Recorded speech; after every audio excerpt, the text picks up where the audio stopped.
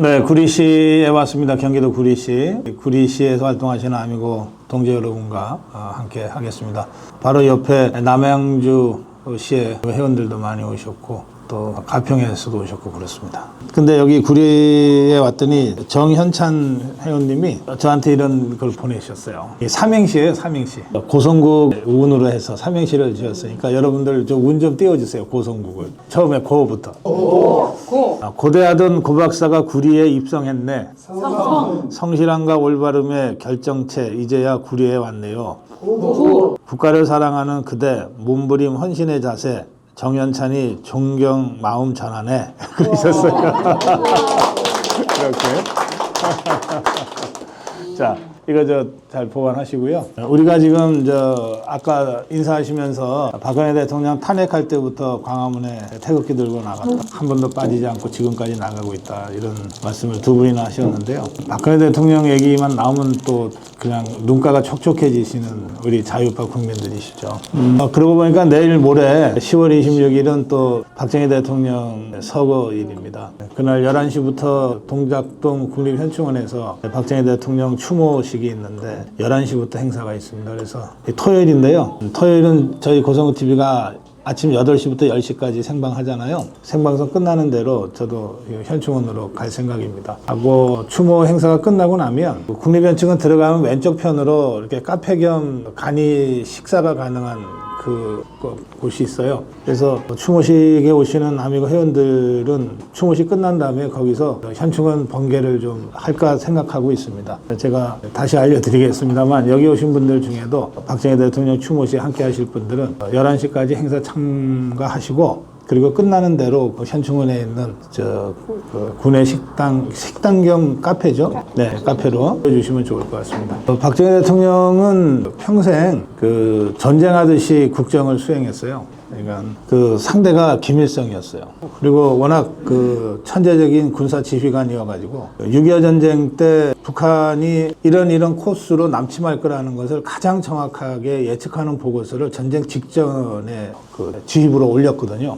그러니까 그때는 박정희 대통령이 이제 좌익 사건에 연루됐다는 혐의로 잡혀서 사형당할 뻔하다가 이승만 대통령이 특사로 풀어줘서 그래서 군인으로 바로 복귀는 못하고 군의 군속요원으로 그러니까 정보요원으로 활동을 했어요.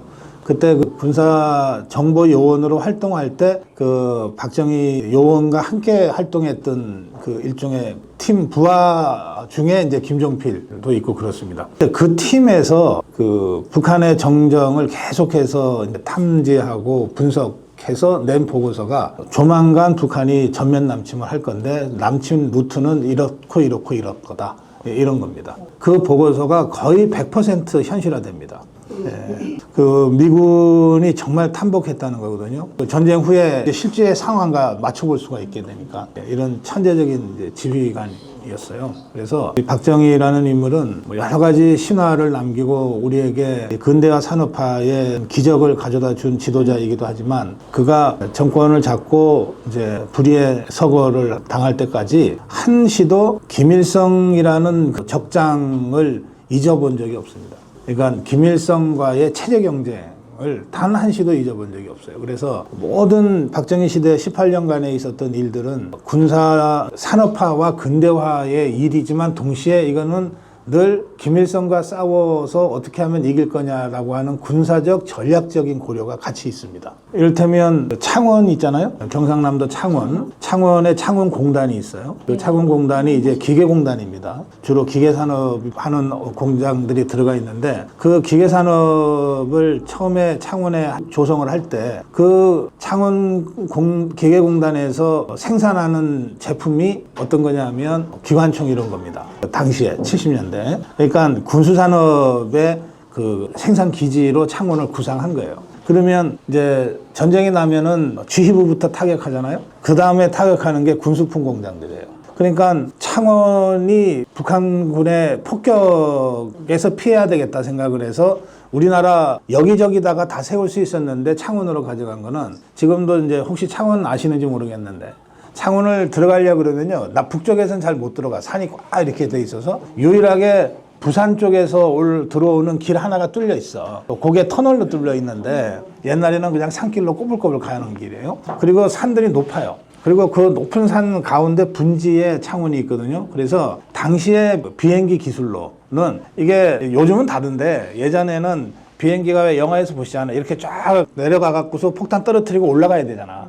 그래야 지가 살잖아. 이거를 이렇게 하고 이렇게 올라갈 수 없는 각도로 산들이 쫙 에어싸고 있는 창원에다가 군수기지 공단을 만든 거예요. 그러니까 지금은 사실 뭐 워낙 많이 기술도 바뀌고 그래서 또 지형도 바뀌었어요. 그래서 그런 것들이 별 의미가 없어졌지만 그 창원공단을 만들 때 60년대 후반, 70년대에는 그 공단 하나도 다 그런 군사 전략적인 고려까지 해가면서 만들어 간 겁니다. 그러니까 박정희 대통령은 한시도 김일성이라는 상대를 잊은 적이 없죠. 그건 김일성이도 마찬가지예요. 그래서 지금 같으면 전쟁이 날 일인데 김일성이가 31명의 그 1, 2, 4군 부대 특수전 부대를 보내가지고 진짜 암살하려고 청와대 뒷산까지 왔던 것 아닙니까? 그 중에 유일하게 살아남은 김신조가 지금은 목회 활동을 하는데 그런 식의 대통령 암살 기도를 여러 차례 하잖아요. 그러니까 지금 우리 국력 같으면 이미 평양은 초토화됐죠. 그리고 김정은이는 이미 100m 지하 벙커에서 콩가루가 돼 있을 텐데 당시에는 우리 국력이 그러지 못해서 공격받고 방어하고 끝났어요. 그러니까 그 적, 김일성이라는 적을 어떻게 한시라도 있겠어요?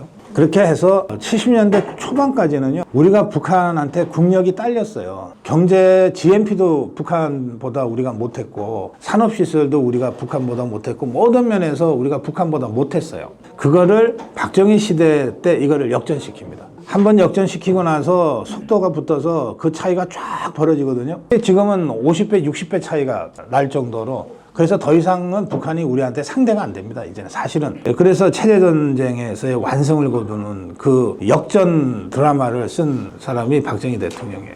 하여튼 그 박정희 대통령에 대해서는 이제 여러 가지로 우리가 다시 분석하고 재평가하고 할 시간이 됐다고 저는 생각해요. 그래서 10월 26일 내일 모레입니다만 현충원에 많이 함께 가시고 그 박정희 대통령이라는 정말 20세기 최고의 영웅 지도자를 다시 한번 추모하는 그런 시간을 가졌으면 좋겠습니다. 오늘 박정희 대통령 얘기한 김에 박근혜 대통령에게도 짧게 한 에피소드만 한 가지 말씀드리고 좀 지나갈게요. 그 유경수 여사가요, 진짜 검소한 사람이잖아요. 근데 그 집안 자체는 조선 말에 그 당대의 10대 부자 중에 한 집안이었어요. 육시 집안이. 그래서 그 옥천의 그 육시 집안 본가를 가면 10대 부자 중에 하나니까 뭐 얼마나 컸겠어요. 그런데 지금 복원이 돼서 이렇게 남아있는 그 유경수 여사 생가를 가면 그렇게 크지가 않아요, 집이. 아주 품위는 있는데 정말 고대 광실하는 그런 게 아니에요. 뭐 99간 집 이런 게 아니에요. 그냥 딱 그런 아주 품위 있는 집인데 그 집에 가면 유경수 여사가 처녀 때 살다가 이제 대구에 있는 박정희 그 당시 소령인가 한테 시집을 가거든요. 전쟁통에 시집을 가는 거래요. 근데 가기 전까지 살았던 방이 있어요.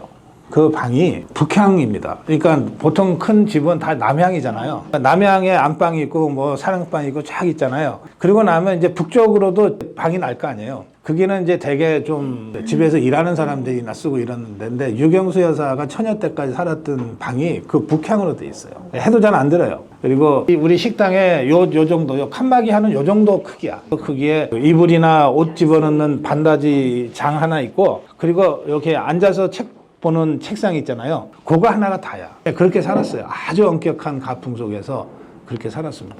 그래서 굉장히 검소하게 살았고, 그러니까 유경수 여사가 1974년 8월 15일 날 이제 서거하셨는데, 그 광복 기념사를 하다가 문세광이가 박정희 대통령을 암살하려고 총을 쐈는데 그 총알이 유경수 여사를 저격하는 바람에 돌아가셨잖아요. 그 이제 비스듬히 옆으로 쓰러지는 장면 여러분들 기억하실 거고, 그리고 이제 급하게 바깥으로 모시는데 자기 아내 유경수 여사가 실려 나갔어요. 그리고 이제 장례는 문세광이는 현장에서 잡혔어요. 얼마나 막 혼란스럽겠어요. 그런 상태에서 탁자 뒤로 몸을 피했던 박정희 대통령이 다시 일어나서 마이크 앞에 서고 중단됐던 연설을 끝까지 합니다. 카랑카랑한 목소리로 끝까지 합니다.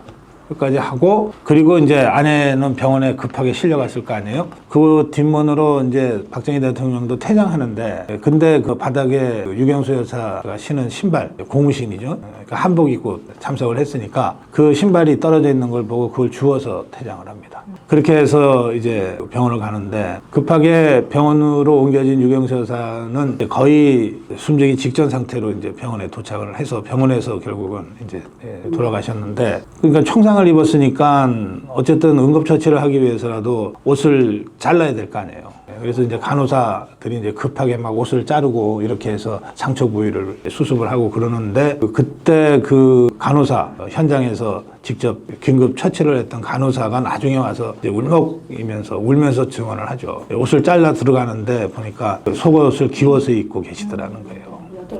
그러니까 그렇게 사신 거예요. 근데 그 유경수 여사가 자식들에 대해서도 굉장히 엄격했다고 합니다. 우리가 갖고 있는 이미지는 굉장히 자유로운 이미지잖아요. 어두운 곳을 찾고 어려운 사람들 보듬고, 당시만 해도 나병이라고 불렸던 한센시 환자들, 환우들, 이게 지금은 이제 음성, 양성 다 우리가 알지만 그 당시만 해도 하여튼 근처만 가도 막 무서웠던 그 한센시 환우들을 소록도에 가서 그냥 덥석 손을 잡는다고요. 그 환우들이 깜짝 놀랄 정도로 그렇게 사셨어요. 그러면서 이제 자녀들한테는 굉장히 엄격하게 교육을 했는데, 그 중에 대통령 영부인으로 활동을 할 때 청와대에서, 그때 어느 나라 중남미 쪽이었던 것 같은데요. 그 대통령이 방한을 합니다. 그러니까 국빈이 오셨으니 대접을 해야 될 거 아니에요? 근데 그 국빈 대접을 할 때 보면 우선 저녁을 한 끼 내야 되고, 손님이 아주 귀한 손님이 집에 왔다고 생각하면 돼요. 똑같아요.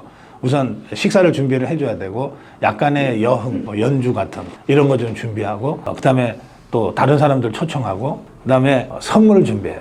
이렇게 정상 간에 주고받는 선물은 다 대통령 기록물로 보관이 되죠. 그런데 유경수 여사가 그걸 박근혜 딸한테, 이런 사람들이 오는데, 어느 나라 대통령이 오는데 그 사람들한테 우리를 잘 알릴 수 있는 선물을 한번, 아이템을 네가 한번 준비를 해봐라. 그 숙제를 해요. 그러니까 그때가 10대였을 텐데, 10대 후반에 그 박근혜가 그 어머니의 그 숙제를 풀기 위해서 며칠 밤을 끙끙 새요. 우선 연구를 해야 될 거 아니에요. 처음 듣는 나라 이름이었을 텐데, 그 나라 대통령이 온다니까 그 나라는 어떤 나라인지, 그 나라 대통령은 어떤 사람인지, 거기에다 더해서 또 우리를 잘 알리는 상징적인 선물인데 비싸면 안 되잖아. 그런 걸 저런 걸 해서 며칠 밤을 끙끙 새면서 공부를 해가지고 엄마한테 숙제를 제출해요.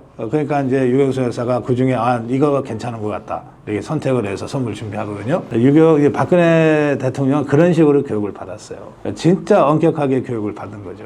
그래서 유경수 여사가 74년에 서거한 후에 5년 동안을 실제로 퍼스트레이디 역할을 하는데, 딸을로서 퍼스트레이디 역할을 하는데 거의 대가 없이 그걸 수행을 해냅니다. 그래서 8년 전에 박근혜 대통령을 향해서 쏟아졌던 온갖 괴담과 루머와 가짜뉴스와 인격 살인적인 이런 공격들 때문에 쓰러졌는데, 그 모든 것이 다 거짓말이었다는 거잖아요. 지금 다 드러났잖아요. 우리가 박근혜라는 사람의 살아온 인생을 알고, 그리고 그 인품을 알면 누구도 그런 황당한 가짜뉴스, 거짓말, 괴담에 넘어가지 않았을 텐데, 근데 우리가 그걸 제대로 알리지를 못했어요.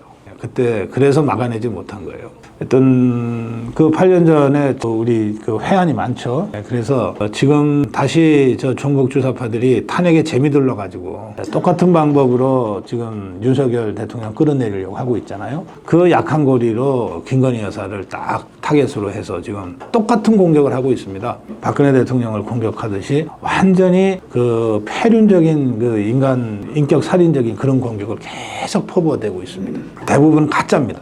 괴담이에요. 그런데 이것을 종북 주사파들이 자기네 확성기 시스템이 있잖아요. 처음에 그 괴담을 퍼뜨리는 자, 감옥 갈 각오하고 퍼뜨리거든요. 내가 뭐 이래봤자 뭐 허위사실 유포 해봤자 뭐 벌금밖에 더 받겠냐, 뭐 감옥 가도 한 2달 있다가 뭐 집행유예로 나오겠지. 그러니까 딱 감옥 갈 각오하고 그걸 퍼뜨려요. 그러면 그거를 열심히 막 SNS를 통해서 먼저 퍼날려요. 그래서 그걸 퍼날리면 그거를 더불어민주당이나 종북주사파 국회의원들이 아니 뭐 SNS에 이런 게 있던데 하면서 이걸 국회에서 막 질문을 해. 그리고 방송에 나가서 떠들어요. 어쨌든 지는 SNS에서 봤으니까, 지가 지어낸 건 아니니까. 그럼 이거를 국회의원이 얘기했으니까 뉴스가 되잖아요. 그래서 조중동이 받아요. 막 한겨레 경향이 북치고 장구치면서 이걸 퍼뜨려. KBS, MBC가 보도를 해. 그 중에 이제 대표적으로 MBC가 그거를 이제 선봉 역할을 하는 거고 그렇습니다.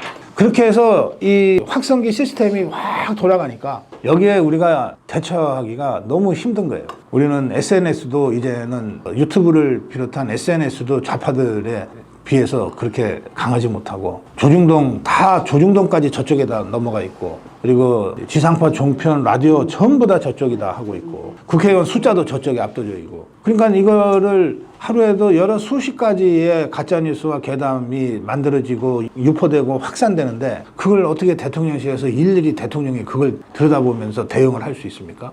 김건희 여사가 어떻게 대응을 해요? 그러니까 힘이 좀 딸려도 그런 대응을 기본적인 중요한 팩트체크는 대통령실에서 한다 하더라도 그것을 대응해서 거짓말이다, 괴담이다, 가짜뉴스다, 그리고 괴담 유포하는 자를 색출해서 허위사실 유포로 소송을 걸고 고발을 하고 막 이렇게 해야 될 주체가 뭐냐면 집권당이잖아요. 그러니까 국민의힘이 그걸 해야 되는데 국민의힘에서 대통령 공격하고 김건희 공격하는 얘기는 계속 나와도 이재명이 공격하고 문재인이 공격하고 종북주사파의 그런 괴담 가짜뉴스 유포자 색출하겠다고 나서는 국회의원은 거의 없잖아요. 그러니까 유일하게 지금 여러분들 같은 우리 자유파 국민들하고 자유파 유튜브들만 지금 애가 달아서 막 이러고 있는 겁니다. 우리가 역량이 부족해서가 아니라 제대로 싸울 수 있는 역량들이 조직화되지 않아서 안 그래도 불리한 상황이 지금 훨씬 더 불리해진 상황으로 지금 전개되고 있어요. 그래서 다들 위기의식을 느끼는 거예요. 제가 좌파들을 잘 알고 이를테면 뭐 문재인이가 정치하기 전에 문재인이부터 제가 아니까요. 이재명이가 성남시장 되기 전에 이재명이부터 제가 아니까 좌파들을 제가 잘 알아요. 속속들이 잘 알고 지금 저 종북주사파의 최고 원로는 이해찬이잖아요. 이해찬이가 국회의원 하기 전부터 제가 잘 알아요. 오랫동안 알기 때문에 제가 그자들의 실력도 알고 그자들의 정말 접시 종지 수준도 못되는 그 얄팍한 심성들도 제가 알고 품성들이 얼마나 개판인지도 잘 알아요.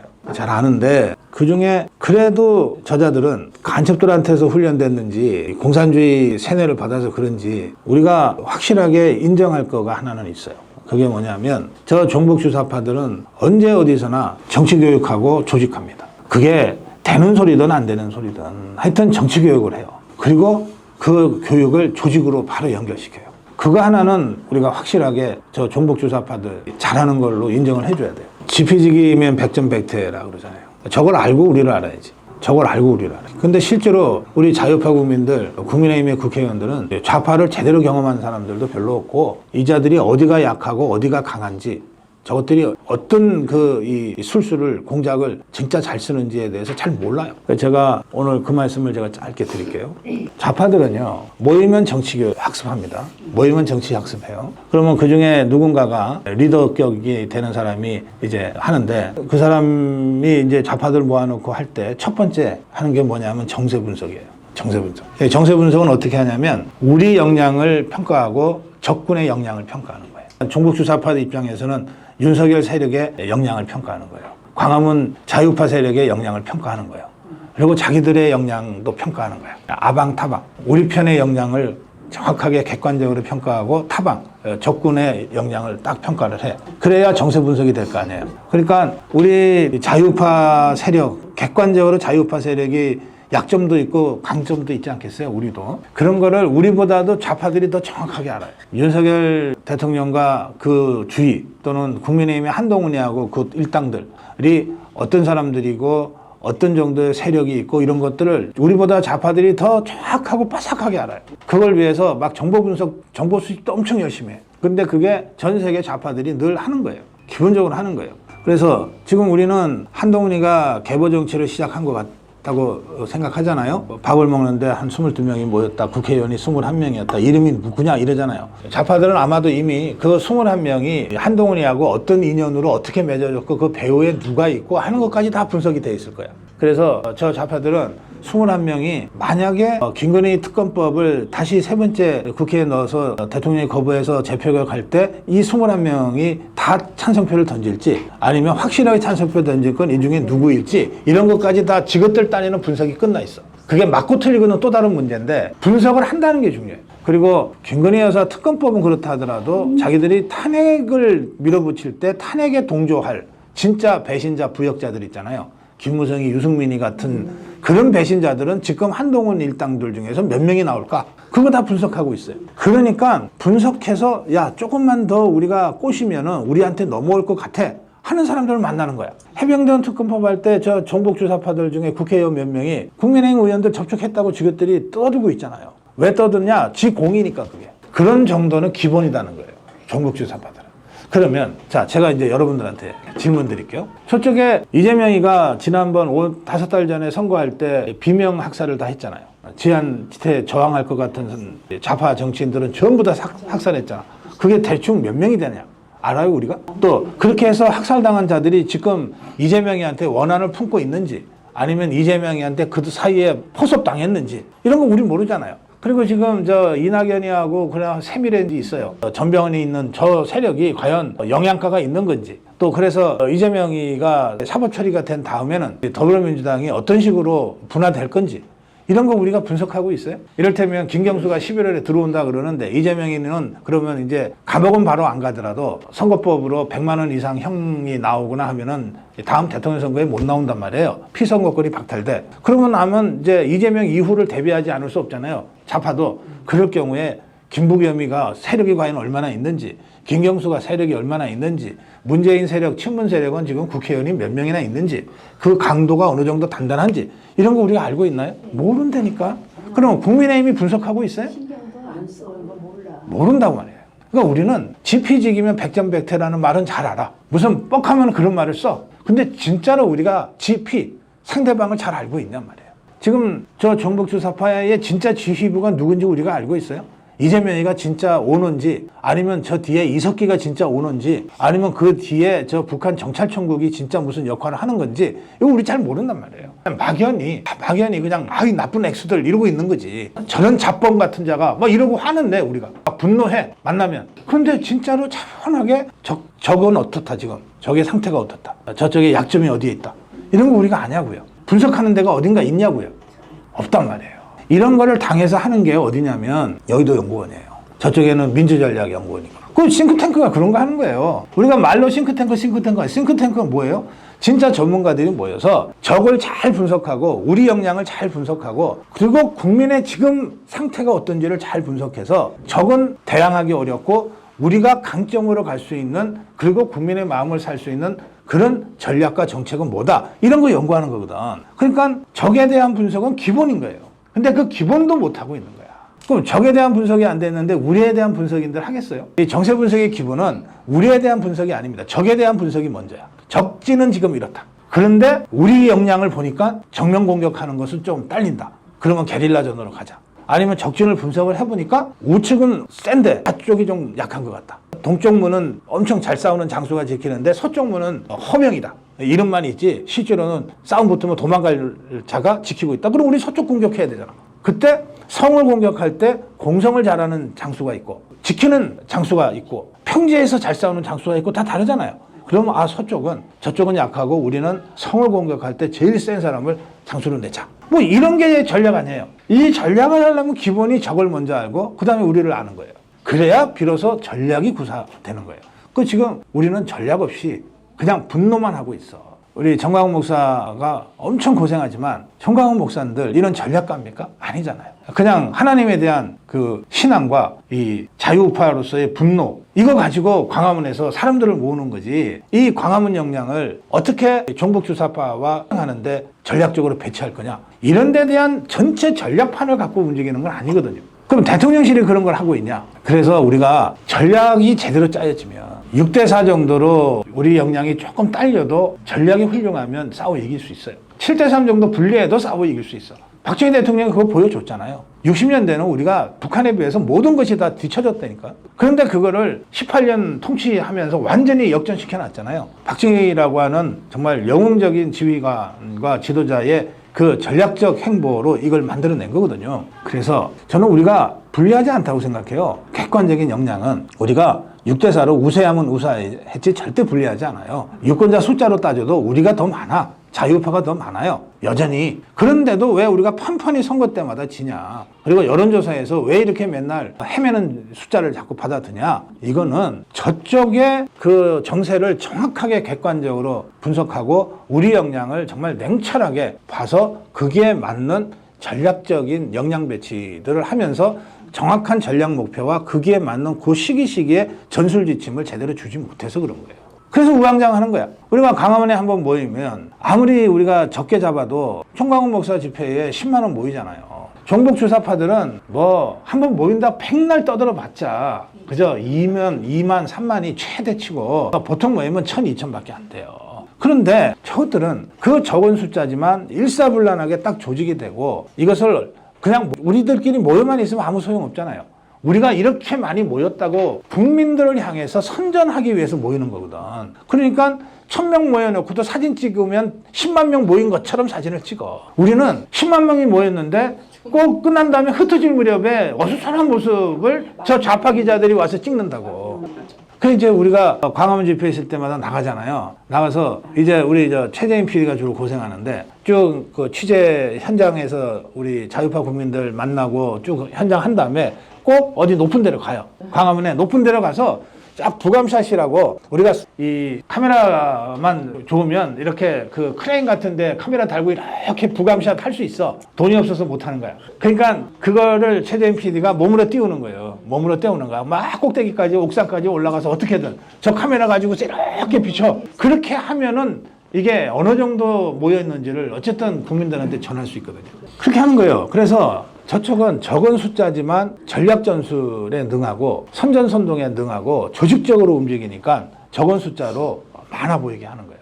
우리는 실제로 많은데 전략 전술도 없고 그런 선전선동 기술도 딸리고 그러니까 맨날 우리끼리 모였다 헤어지는 거야. 국민들한테 알리지를 못하는 거예요. 저 박근혜 대통령 탄핵시킬 때 종북수사파가 촛불을 들고 나왔잖아요. 왜 촛불일까요? 왜 촛불일까? 이 촛불은 그냥 나온 게 아니에요. 우리나라에서 북한에 직접 지령을 받아서 움직이는 종북파, 종북 주사파가 우리나라 운동권에 스며들기 시작한 게 84년, 85년 그때부터입니다. 그때부터 이제 대학가에 슬며시 스며들어서 대학 학생회를 조직 장악하거든요. 그런데 이때 처음에는 막 대중을 모아놓고 학생들을 다 모아놓고 우리 김일성 수령을 추종합시다 이러면은 감옥 가잖아요. 그렇게 못한 거야.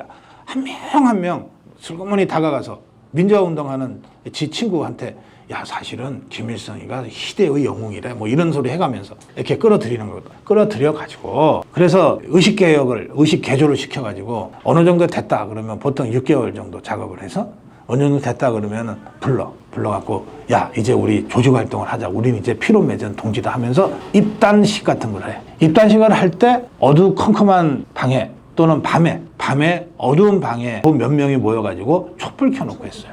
그래서 이게 한번 여러분도 오늘 밤에 한번 해보세요. 그냥 집에 가시면 다 아파트에 불 환하게 켜놓고 계신데 갑자기 불 다 끄고 그냥 촛불 한두 개만 다 켜놓으면 뭐 하시잖아. 그리고 또 부부는 새로워질 거고, 갑자기 로맨틱해지고, 또 잘못 저지른 애를 꾸짖을 때도 환한 불빛보다는 촛불 같은 어스러움한 데서 인상 팍 쓰고 있는 게 훨씬 더 겁을 주기도 좋아. 촛불에 갖는 그런 효과들이 있어요. 자, 이 종북주사파가 촛불을 들고 거리로 나왔어요. 그러면 밤에 한 100명이 모여서 촛불 들어도 이게 100명인지 1000명인지 구별이 잘 안 돼. 그죠? 사람 얼굴이 식별이 안 되잖아요. 그냥 무리로 보이잖아. 집단으로 보이잖아. 그 공산주의자들이 늘 밤에 촛불, 횃불 들고 선전선동을 해왔어요. 수십 년 동안 해온 상투적인 수법이야. 촛불을 들면 사람들이 흥분되거든. 우리 불놀이 가끔 하잖아요. 동짓날 하고 그러잖아요. 그 불놀이 하는데 수만 사람들이 모여서 그 불을 보잖아요. 여름에 캠프파이어 할 때 1박 2일 워크숍 가면은 밤에 꼭 캠프파이어 하잖아. 그러면 서먹서먹 했던 애들도 확 가까워지잖아. 그리고 평소에 좀 수줍어서 노래들 안 하던 애들도 막 지가 나서서 한다고 그러고 막 그러잖아. 그 풀어주는 그런 효과들이 있다니까요. 그러니까 이거는 공산당의 수십 년 혁명 수법 중에 하나예요. 밤을 이용하고 촛불이나 횃불과 같은 선동적인 수단을 이용해서 대중을 휘어잡고 대중을 격동시켜. 그걸 한 거예요. 그러니까 우리는 태극기를 들고 나갔기 때문에 밤에 나가면 안 보여. 그러니까 우리는 할 수 없이 낮에 해야 돼. 낮에 태극기가 막 100만 명이 모여서 광화문에서 소리를 지르고 사라지면 거기에 수천 명밖에 안 되는 좌파들이 촛불 들고 나와서 100만 태극기 부대, 100만 태극기 세력을 제압해버리는 거예요. 이런 식의 전략 전술에 우리가 너무 어두워요. 그래서 우리가 열정만 갖고 막아낼 수 있으면 지금처럼 해도 돼요. 정의로운 열정과 종북주사파에 대한 분노와 이러다가 정말 나라 망했다고 하는 우국 충정을 가지고 그것만 가지고 싸워서 이길 수 있다 그러면 지금처럼 하면 돼. 근데 그 지금처럼 해가지고 우리가 총선 2차례나 대참패했잖아요. 황교안 때 우리가 충정이 부족했습니까? 열정이 부족했습니까? 나라 걱정이 부족했습니까? 근데 진짜나. 5달 전에 한동훈이라는 자가 지휘권을 잡고 했대. 그때도 우리 자유파는 한동훈이는 미워도 그래도 선거는 이겨야 돼. 그래서 정말 그 열정과 충정을 갖고 우리가 선거다 뛰었는데 또 졌잖아. 왜 졌냐? 열정과 충정과 애국심만 가지고서는 이길 수가 없어요. 여기에 고도의 전략과 전술 지휘부가 있어요. 그리고 조직이 있어야 되는 거예요. 지금 이 국내에도 좌파들이 많이 있죠. 수많은 조직들이 있어요. 좌파들은 다 조직으로 돼 있지 개별적으로 존재하지 않아요. 그 우리 우파는 구리에 없어요? 있잖아요. 있는데 조직화돼 있지 않은 거예요. 조직화돼 있지 않은 거예요. 그래서 사실 우리 아미고는 자발적인 팬클럽이었어요. 시작이. 지금도 그 성격이 있습니다. 자발적으로 그냥 여러분들이 모이신 팬클럽이에요. 그런데 이 팬클럽을 왜 전국에 60개의 본부로 지금 조직하고 이거를 200개로 늘리려고 하냐. 제가 만나보면 현장에서 여러분들만큼 뜨거운 열정과 가슴을 갖고 있는 애국자들이 없어. 이런 분들이 전국 곳곳에 있다고요. 있는데 조직화되어 있지 않아서 열정과 애국심으로만 그냥 혼자서 움직이니까 자꾸 지는 거야. 그래서 이제 8년 전에 그 참담했던 패배를 우리가 다시 되풀이할 수는 없잖아요. 그래서 서둘러서 조직을 하고 있는 거예요. 그러나 아미고가 그냥 고성국 TV를 좋아하는 팬들의 조직이지만 이거라도 해야 되겠다. 이걸 전국에 200개라도 만들어 놔야 되겠다. 그러면 어쨌든 조직되면 달라져요. 조직되면 달라집니다. 그렇게 해서 저는 우리가 올바른 정치 노선 그리고 올바른 지도자에 의한 올바른 전략 전술의 지침을 받아서 최소한의 조직적인 움직임만 할 수 있어도 이길 수 있다. 저 종북주사파들은 고도로 훈련되고 수십 년씩 이런 조직 훈련만 해왔던 그야말로 프로 시위꾼들, 프로 혁명가들이 이끄는 거예요. 그런데 워낙 절대 숫자가 적기 때문에 별로 겁낼 거 없어요. 우리가 갖고 있는 이 역량이 최소한으로만 조직되고 이 조직된 역량을 지휘할 수 있는 전략 전술을 구사할 수 있는 지도력만 있으면 상대가 누구든 우리가 능히 이겨낼 수 있습니다. 저는 윤석열 대통령이 지난번에 면담 과정에서 보인 그 아주 단호한 태도는 전쟁을 각오한 장수의 태도다 이렇게 저는 생각해요. 한동훈이가 뭐 지금까지는 뭐 힘들지만 특검법 막아냈는데 대통령이 뭔가 좀 조치를 해주지 않으면 이제는 나 막아내기 어려워요 라고 협박을 해댔거든요. 협박을 했어요. 그때 윤석열 대통령이 한동훈한테 한 얘기는 이겁니다. 특검법을 그동안 저지해준 국민의힘 의원들한테 정말 내가 고맙다, 감사하다. 그런데 그 특검법은 위헌적 요소가 너무 많은 악법이라서 당신들이 반대해서 저지시키지 않았냐. 그런데 이제 마음이 바뀌어서 상황이 바뀌어서 그걸 통과시키겠다고 하면 뭐 그건 어쩔 수 없다. 그럼 내가 그렇다고 해서 국회의원들한테 제발 저지시켜 주세요, 막아주세요라고 내가 호소하랴? 그건 당신들의 당연한 책무고 몫이지. 근데 그걸 당신들이 못하겠다고 하면 어쩔 수 없다. 이렇게 얘기했어요. 그럼 이 얘기는 뭐냐? 나 혼자라도 싸우겠다는 거야. 여야가 이재명이 하고 한동훈이가 야합해서 김건희 여사 특검법 통과시켜라. 그러면 내 집사람 특검 수사 받도록 하겠다. 아니 검찰에서도 4년 6개월이나 탈탈 털었는데도 혐의가 없어서 기소도 못하고 끝난 사건을 특검위원들 그게 달라지냐? 특검 통과시켜라. 그러면 내 집사람 특검 수사 받도록 하겠다. 우린 결백하다. 당당하다. 이 말이거든요. 자, 이 정도의 각오로 지금 대통령이 국정에 임하고 있어요. 싸울 의지가 충천한 대통령이에요. 이런 대통령과 함께 올바른 정치 노선과 전략 전술을 가지고 최소한의 조직, 뭐 공산당처럼 무슨 뭐 이런 조직도 아니야. 최소한의 조직. 이를테면 교회에서 11조 내고 가끔씩 한 달에 한 번씩 신방하는 그런 정도의 조직도 아니야. 그냥 아미고 나 아미고다라고 어디서나 아미고 회원 만날 때 서로 반갑게 악수할 정도의 조직력만 있어도 좌파들하고 싸울 수 있다는 거예요. 제 아버지가 선친이 6.25 전쟁에 학도병으로 참전했어요. 고등학생이었어요. 집안에 형제가 셋인데 아버지가 둘째였어요.